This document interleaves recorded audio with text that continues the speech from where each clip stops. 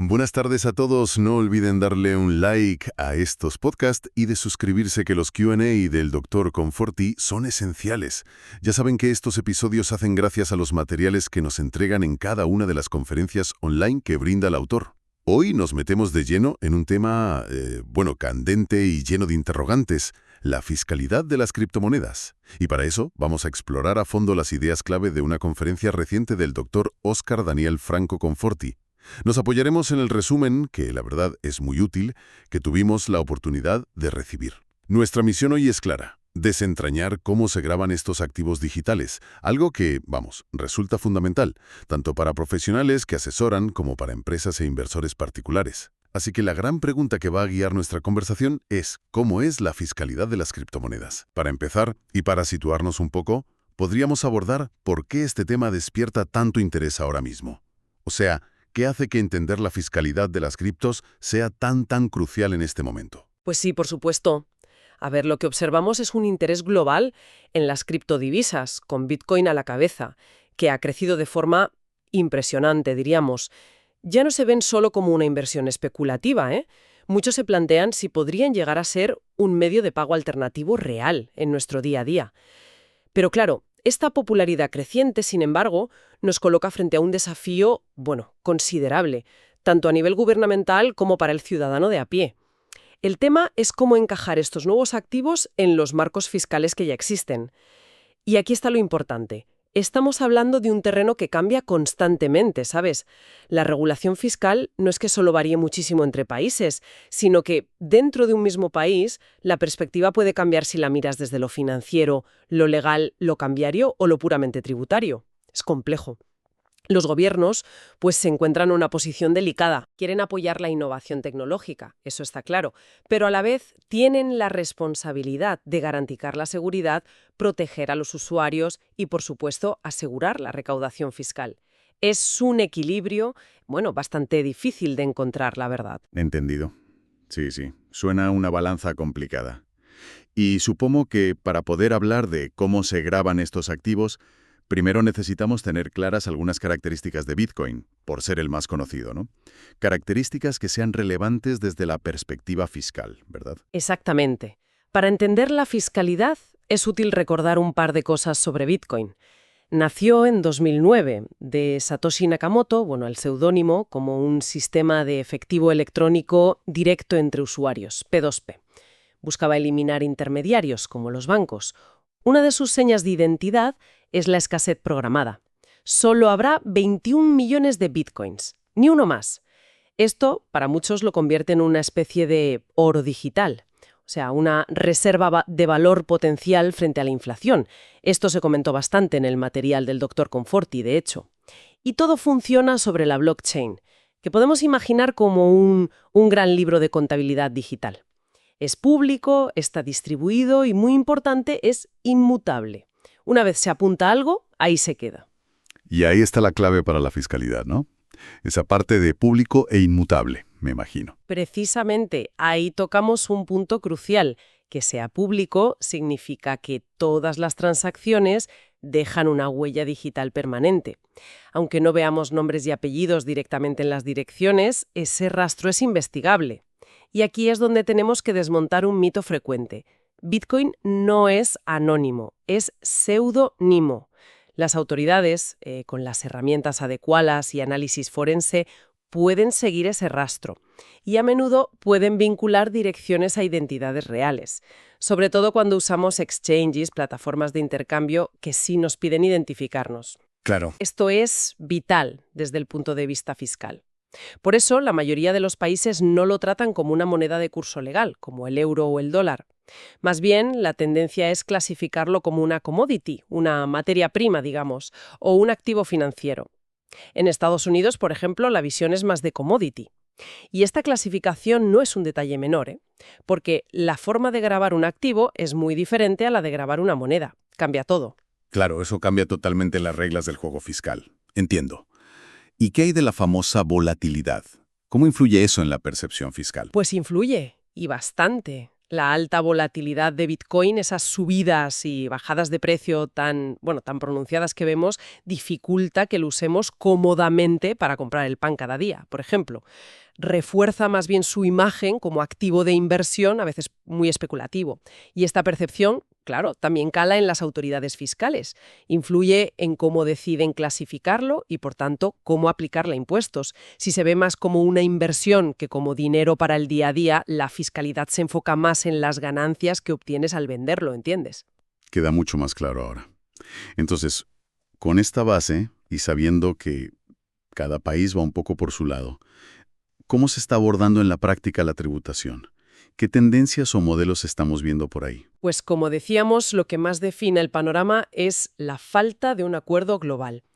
Es un auténtico mosaico, vamos. Tenemos países que directamente han prohibido su uso o comercio. Recordamos casos como Islandia o Rusia en algunos momentos, o Bolivia. En el otro extremo encontramos países como China o Dinamarca, que o bien están estudiando activamente las criptomonedas o incluso están desarrollando sus propias monedas digitales de Banco Central, las famosas CBDCs. Dentro de la Unión Europea, por ejemplo, se están impulsando medidas para combatir la evasión fiscal, exigiendo a las plataformas, a los exchanges y a los proveedores de monederos que identifiquen a sus usuarios, el KYC que llaman. Si miramos casos concretos, pues mira, Alemania ya en 2013 consideró a Bitcoin una unidad de cuenta, sujetando ciertas operaciones a impuestos sobre la renta o el IVA. En Reino Unido y España también se ha debatido y aplicado el IVA en determinadas circunstancias. Noruega, por su parte, se centra más en gravar los beneficios obtenidos. Es variado. ¿Y en Latinoamérica, tenemos alguna referencia de cómo se está gestionando allí? Porque también hay mucho movimiento. Sí, en Latinoamérica también vemos diversidad, claro.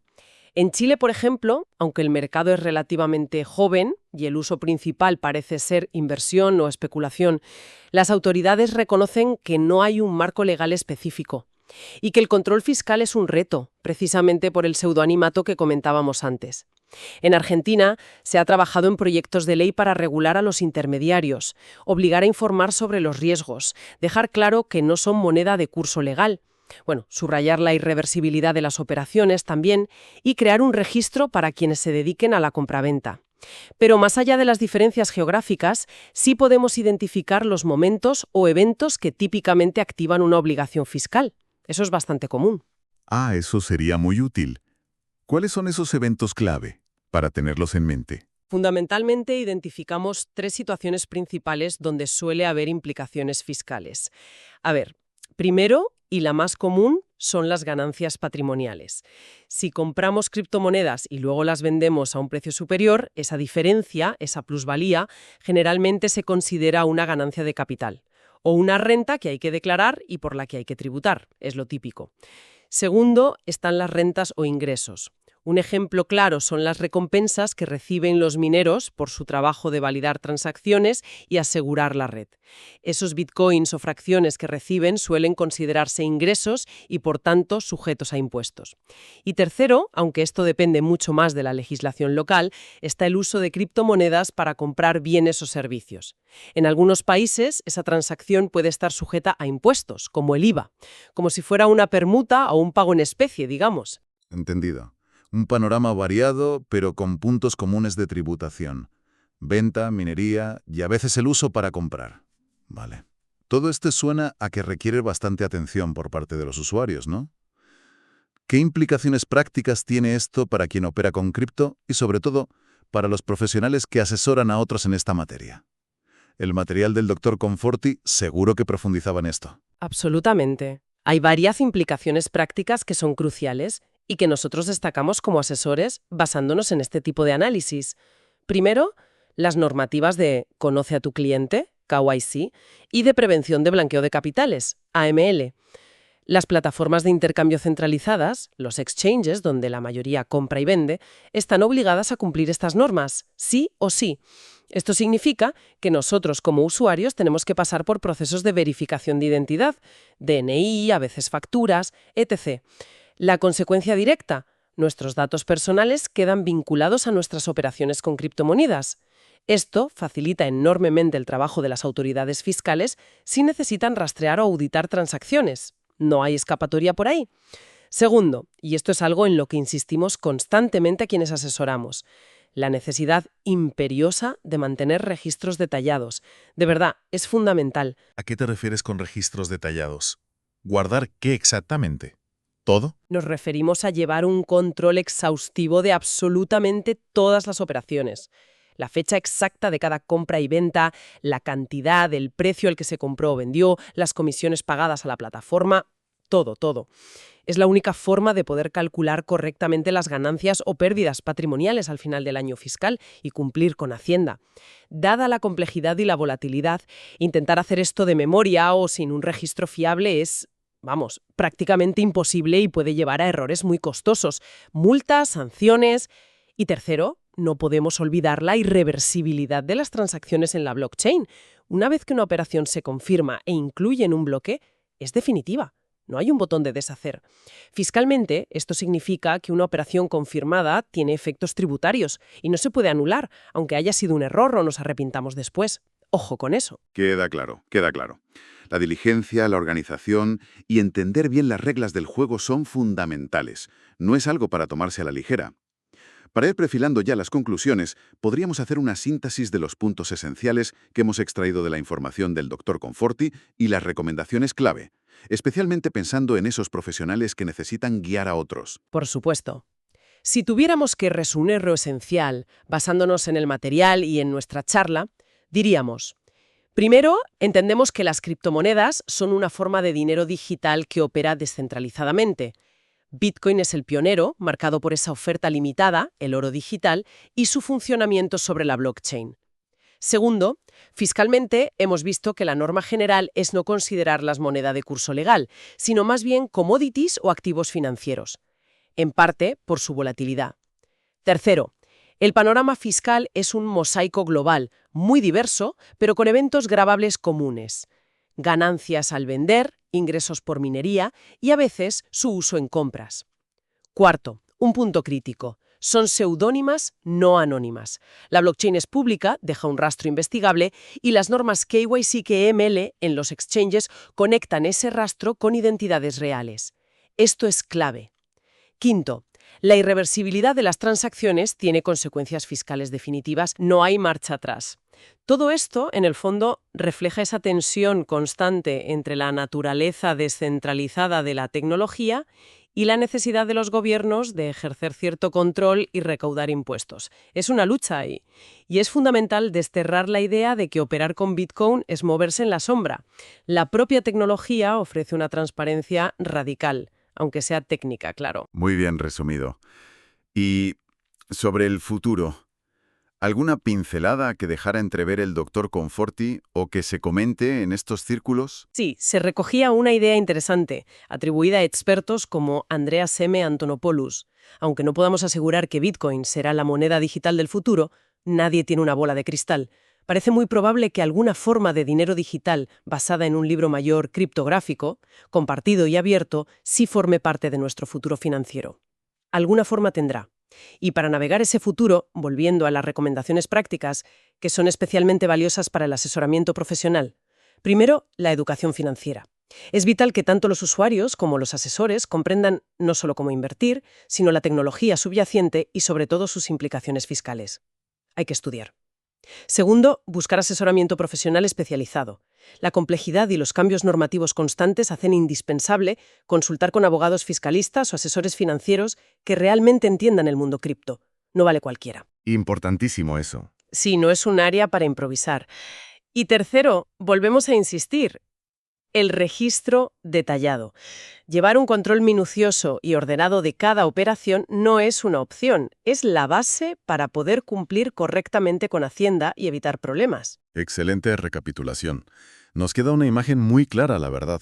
La fiscalidad de las criptomonedas es un campo complejo, muy dependiente de la geografía, en constante cambio, y que demanda muchísima atención y rigor por parte de todos los involucrados, ya sean usuarios, inversores o los profesionales que los asesoran. La información actualizada y el consejo experto son sin duda cruciales aquí. Y bueno, como reflexión final para nuestra audiencia, conectando con algo que mencionaste antes sobre las CBDCs, si cada vez más países exploran o desarrollan sus propias monedas digitales de Banco Central, que serían centralizadas por naturaleza, ¿Cómo podría la futura coexistencia o incluso competencia entre estas CBDCs y las criptomonedas descentralizadas como Bitcoin llegar a reconfigurar todo este panorama fiscal que acabamos de analizar? Ahí dejamos esa pregunta en el aire para darle unas vueltas. Con esto cerramos nuestro análisis de hoy. Confiamos en que esta exploración, basada en la valiosa información de la conferencia del Dr. Conforti, haya aportado claridad. Gracias por acompañarnos y hasta la próxima.